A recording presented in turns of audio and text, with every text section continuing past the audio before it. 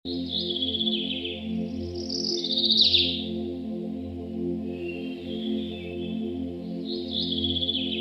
நேராக பார்க்கணும், கண்ணிமையை செவ்வையாக இருக்கணும். அடுத்தது கால் சரியாக இருக்கணும், வலது புறம் சொல்லணும். அப்போ நம்முடைய இருதயம் சரியாக இருக்கணும்னா நம்முடைய நாவு கரெக்டாக இருக்கணும், நம்முடைய கண் சரியாக இருக்கணும், நம்முடைய நடக்கை சரியாக இருக்கணும். அப்படி இருதயத்தை நம்ம அப்படி அப்போது தேவனுடைய வார்த்தையை பேசுங்கள், வார்த்தையை கண்ணுக்கு முன்னால் வைங்க, வார்த்தையை சிந்தியுங்கள், வார்த்தையின்படி நடவுங்கள், உங்கள் வாழ்க்கை ஆசீர்வாதமாக இருக்கும். அப்போ வார்த்தையே ஞானம். காரியம் ஒன்றுமில்லை, உம்மலாகாத காரியம் ஒன்றுமில்லை, உம்மலாகாத காரியம் ஒன்றுமில்லை. எல்லாமே உம்மாலாகும், அல்லேலூயா, எல்லாமே உம்மாலாகும். ஆகும், எல்லாம் ஆகும், உம்மாலேதான் எல்லாம் ஆகும். ஆகும், எல்லாம் ஆகும், உம்மாலேதான் எல்லாம் ஆகும். உம்மாலாகாத காரியம் ஒன்றுமில்லை, உம்மாலாகாத காரியம் ஒன்றுமில்லை, உம்மாலாகாத காரியம் ஒன்றுமில்லை. எல்லாமே உம்மாலாகும், அல்லேலூயா, எல்லாமே உம்மாலாகும். சொல்லி முடியாத அற்புதம் செய்பவர் நீரே, ஐயா நீரே. எண்ணி முடியாத அதிசயம் செய்பவர் நீரே, ஐயா நீரே. சொல்லி முடியாத அற்புதம் செய்பவர் நீரே, ஐயா நீரே. எண்ணி முடியாத அதிசயம் செய்பவர் நீரே, ஐயா நீரே. அப்பா உமக்கு ஸ்தோத்திரம், அன்பே உமக்கு ஸ்தோத்திரம். அப்பா உமக்கு ஸ்தோத்திரம், அன்பே உமக்கு ஸ்தோத்திரம். உம்மலாகாத காரியம் ஒன்றுமில்லை, உம்மலாகாத காரியம் ஒன்றுமில்லை, உம்மலாகாத காரியம் ஒன்றுமில்லை. எல்லாமே உம்மாலாகும், அல்லேலூயா, எல்லாமே உம்மாலாகும். கர்த்தருடைய பரிசுத்த நாமத்திற்கு மகிமை உண்டாவதாக. ஆமாம், உங்கள் யாவரையும் இந்த காலவெளியிலே பார்ப்பது மகிழ்ச்சியாக இருக்கிறது. உங்கள் யாவருக்கும் ஆமென் வாழ்த்துக்களை ஆண்டவராக இயேசு கிறிஸ்துவின் நாமத்தினாலே வாழ்த்துக்களை கொண்டு வருகிறேன். இன்றைக்கு நீதிமொழிகள் 4ஆம் அதிகாரம் ஒரு நல்ல ஒரு தலைமுறையாய் கடைபிடிக்க வேண்டிய நல்ல ஒரு பாடம் இந்த பகுதியில் இருக்குது. 4ஆம் அதிகாரம் ஒவ்வொரு வசனமும் அப்படியே தங்க சுரங்கங்கள் தான். அதில் 4ஆம் அதிகாரம் மிக சிறப்பானது. பிள்ளைகளே, நீங்கள் தகப்பன் போதகத்தையும் புத்தி அடையும்படி கேளுங்கள், கேட்டு புத்தி அடையும்படி கவனியுங்கள். இங்கே தகப்பன்கிறது ஆவிக்குரிய தகப்பனையும் சொல்லும். ஆமென், ஸ்தோத்திரம். நம்முடைய பெற்றெடுத்த தகப்பனையும் சொல்லும். அதே மாதிரி நல்ல ஆலோசனை சொல்லுகிறவர்கள் எல்லாரையும் ஒரு ஆசிரியர்களையும் பெற்றோருக்கு சமந்தான். ஒரு ஆசிரியர், ஒரு போதகர், ஒரு மேய்ப்பர், சபையின் மேய்ப்பர், நம்மளை விட ஆவிக்குரிய அண்ணன்மார், அக்காமார், அங்கிள், ஆன்ட்டி, அவங்களும் ஒரு ஆவிக்குரிய பெற்றோருங்கிற ஸ்தானத்தில் இருக்கிறாங்க. அவங்க எப்போவுமே நம்ம கெட்டு போகணுன்னு ஆலோசனை கொடுக்கறது இல்லை, நட்போதகத்தை சொல்கிறாங்க, உபதேசம் பண்ணுறாங்க. அப்போ அவர் சொல்கிறாரு 4ஆம், நான் என் தகப்பனுக்கு பிரியமான குமாரன், என் தாய்க்கு மிக ஒரே அருமையான பிள்ளைமானவன். எனக்கு சொன்னது என்னென்னா, உன் இருதயம் என் வார்த்தைகளை காத்துக்கொள்ள கடவுது, என் கட்டளைகளை கைக்கொள், அப்படி படும். கர்த்தருடைய வார்த்தை, ஒவ்வொரு வார்த்தை தான் உங்களுக்கு வாழ்க்கை அப்படி நீங்கள் சொன்னால் சொல்லப்படும். வார்த்தை, தேவனுடைய வார்த்தையை நீங்கள் வாசிக்கணும், தியானிக்கணும், அதை உங்கள் வாழ்க்கையில் நடைமுறைப்படுத்தணும், அதை மற்றவங்களுக்கு கற்றுக் கொடுக்கணும். இப்படி நீங்கள் செய்வீங்கன்னா ரொம்ப ஆசீர்வதிக்கப்படுவீங்க. சொல்லிட்டு சொல்கிறாரு, 5லேருந்து 9ஆம் வசனம் வரைக்கும் சொல்கிறாரு.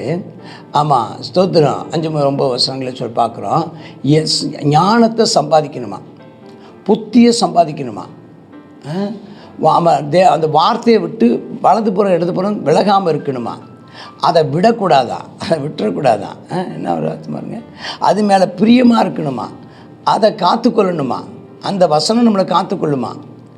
ஞானம்தான் ரொம்ப முக்கியம். என்னத்தை சம்பாதிக்கலையோ ஞானத்தை சம்பாதி, அது ஒன்று மேன்மைப்படுத்தும். அதனால் ஜெபம் பண்ணாமல் மட்டும் இருந்துடாத, பைபிள் வாசிக்காமல் இருந்துடாத, சபைக்கு போகாமல் இருந்துடாத, கர்த்தருடைய வசனத்தின்படி நடக்கிறதுக்கு தவறிடாத.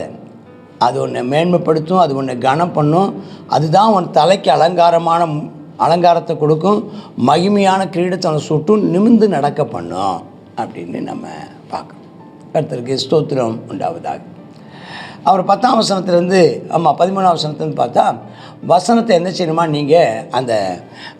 நீங்கள் சபதரித்து கொள்ளணுமா. எப்படி நீங்கள் அதை சபதரித்து கொள்வீங்க? வார்த்தை எங்கே வசனத்தை கேட்டாலும் ஏற்றுக்கொள்ளுங்கள். அந்த வசனம் நமக்கு வருஷத்தை கூட்டும், வார்த்தை வருஷங்களை கூட்டும். ஞான மார்க்கத்தை உனக்கு நான் போதிக்கிறேன், செவ்வையான பாதையில் உன்னை நடத்துகிறேன். நீ அவை நடக்கும்போது உனக்கு இடுக்கன் வராது, நீ ஓடினாலும் இடற மாட்டாய். புத்திமதியை பற்றிக்கொள், விட்டுடாத, காத்துக்கொள், அதுதான் உனக்கு ஜீவன். இப்போ எவ்வளோ நல்லா சொல்கிறாங்க பாருங்கள். இது எதுக்குன்னா, இதை வாசிக்கும்போது ஒரு ஞானத்தினுடைய அவசியம், அதனுடையதான முக்கியத்துவம், அதனுடைய வழிகள், அது எவ்வளோ முக்கியமானது, அது வேல்யூ அப்படி முக்கியமானதை பார்க்குறோம். அதனுடைய வழிகள் எப்படி இருக்கும் அப்படின்னு பண்ணிங்கன்னா, அதனுடைய வழி துன்மார்க்கருடைய வழி வேறு, தீயோருடைய வழி வேறு. அதை வெறுத்துடு, அது வழியாக போகாத. ஏன்னா அவங்க பொல்லாப்பு செய்கிறதுக்கு பார்ப்பாங்க. யாரையாவது விழ பண்ணாட்டா அவங்களுக்கு என்ன வராதுன்னா, அவங்களுக்கு தூக்கமே வராது. அப்படி ஒரு நிலைமையை பார்க்குறோம்.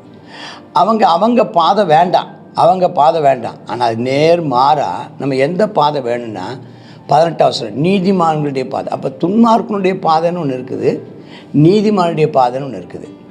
அப்போ நம்ம எந்த பாதையை தெரிந்து கொள்ளணும்? நீதிமான். துன்மார்க்கனுடைய பாதை ரத்தம் சிந்தும், கொடுமையின் ரத்தத்தை குடிக்கும், அவங்க பொல்லாப்பு செய்ய பார்ப்பாங்க. அது வேண்டாம், அது தீயோரின் வழி, அது துன்மார்க்கரின் வழி. இது என்ன வழி? இது நீதிமானுடைய வழி. 10ஆம் வசனத்தை பார்க்குறோம், 18ஆம் வசனத்தை. அது பிரகாசிக்கிற சூரிய பிரகாசம் அதிகமதியாக நடுப்போல் வரைக்கும் கூடிக்கிட்டே போகும். துன்மார்க்கனுடைய பாதை என்னென்னா குறைஞ்சிக்கிட்டே போய் இருளுக்குள்ளே போயிடும். அவன் எதில் இடுறாங்கன்னு தெரியாது. அதனால் நாம் எந்த பாதையை தேர்ந்தெடுக்கணும்? நீதியின் பாதை தேர்ந்தெடுக்கணும். நீதியின் பாதை என்ன பாதை? ஞான பாதை. அது ஞானம் எங்கே இருக்குது? கர்த்தருடைய வார்த்தையில் இருக்குது. அப்போ அந்த வார்த்தையை பிடித்து கொள்ளுங்கள். 21ஆம் வசனத்தை பாருங்கள். 21ஆம் வசனம் ரொம்ப முக்கியமானது. 21ஆம் வசனத்தை பாருங்கள். அந்த வசனத்தை, அந்த வார்த்தையை கண்ணை விட்டு அதனால தான் வசனத்தை எழுதி போடுறதும், அங்கங்கே நம்ம வீட்டில் வசன அட்டைகளை வைக்கிறதும், ஏன் கேலண்டரில் கூட வசனத்தை பிரிண்ட் பண்ணி கொடுக்குறதும் எதுக்குன்னா, நம்ம வார்த்தை நம்முடைய கண்களுக்கு முன்பதாக எப்போதும் இருக்க வேண்டும் அப்படின்னு நம்ம பார்க்குறோம். கர்த்தருக்கு ஸ்தோத்திரம். அப்போ கண்களை விட்டு பிரியாமல் இருக்கணும். அந்த வசனத்தை இருதயத்துக்குள்ளே தியானிக்கணும், மனப்பாடம் பண்ணிக்கணும். அவைகளை கண்டுபிடிக்கிறவர்களுக்கு அவைகள் ஜீவனும் உடலுக்கெல்லாம் ஆரோக்கியமாக இருக்குமா. அப்போ நமக்கு உடலுக்கு சுகம் வேணும்னா, நம்முடையதான சரீரத்துக்கு ஆரோக்கியம் வேணும்னா அது என்ன செய்யணுமா? அந்த வார்த்தையில் தான் இருக்குது. அப்போ வார்த்தையில் தான் சுகம், வார்த்தையில் தான் உயிர். அப்போ இந்த வார்த்தை எங்கே இருக்கணும்? நம்முடைய இருதயத்துக்குள்ளே இருக்கணும். அதனால் எல்லா காவலோடு இருதயத்தை காத்துக்கும். அந்த இருதயத்தை கண்டதை கழியதை போட்டு சிந்திக்காத. அதாவது சொல்கிறாங்க, ரொம்ப கவலைப்படுறதுமே தப்பான். ரொம்ப கவலைப்படுறதும் தப்பு. பயப்படாத. அப்போ நீங்கள் கலங்காதீங்க. கர்த்தருடைய வார்த்தை உனக்குள்ளே இருக்கட்டும், அது ஜீவ ஊற்று. ரெண்டாவது, கண்டதை கழித வாயின் தாறுமாறல. வசனத்தை, இந்த இருதயத்தை கெடுக்கிற ஒன்று வார்த்தை வாயில் இருக்குது. அதே மாதிரி இருதயத்தை கெடுக்கிறதும் எங்கே தான் இருக்குது? வாயில் தான் இருக்குது. வாயின் தாறுமாறு வேண்டாம், உதடுகளின் மாறுபாடு வேண்டாம். அது மாதிரி பார்வை, கண்ணு நேராக பார்க்கணும், கண்ணிமையை செவ்வையாக இருக்கணும். அடுத்தது கால் சரியாக இருக்கணும், வலது புறன்னு சொல்லணும். அப்போ நம்முடைய இருதயம் சரியாக இருக்கணும்னா நம்முடைய நாவு கரெக்டாக இருக்கணும், நம்முடைய கண் சரியாக இருக்கணும், நம்முடைய நடக்கை சரியாக இருக்கணும்.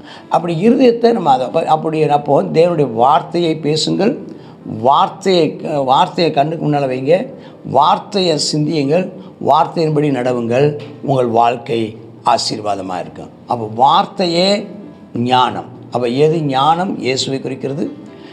நீதிமானுடைய பாதை ஞான பாதை, ஞான பாதை இயேசுவின் பாதை, இயேசுவின் பாதையில் போகிறவங்க கருத்து வார்த்தையின் பாதை.